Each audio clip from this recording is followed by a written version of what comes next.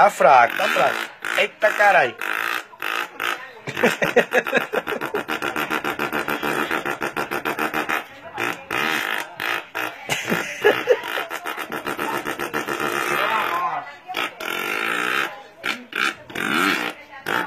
Miserável, Douglas.